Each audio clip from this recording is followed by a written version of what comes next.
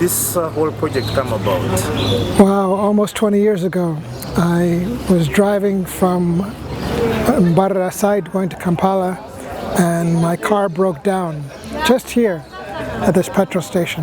We were waiting to get it fixed, and to pass the time I was walking around the town taking pictures, as I always love to do, and I saw Chibate's sign for his photo studio. And I walked in, and our lives became intertwined after that. So I fell in love with his photographs, and at the time I was writing my play Biro, and I knew it was going to be a multimedia solo piece.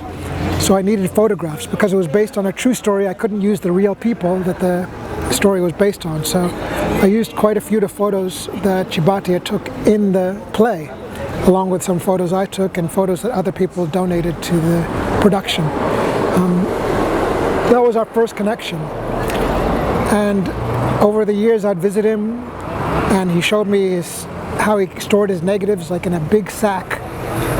Decades of work stored in a sack, tied with a rubber band, and they were being damaged, and his work, as you can see, is just phenomenal. And I said, your work is not going to survive like this. Can I bring you some sleeves to keep your work? And he said, yes, thank you. So I brought him sleeves, medium format negative sleeves to hold his work, and then we talked about doing a book. So he gave me some of his negatives, which I planned to scan, which we would do in a book.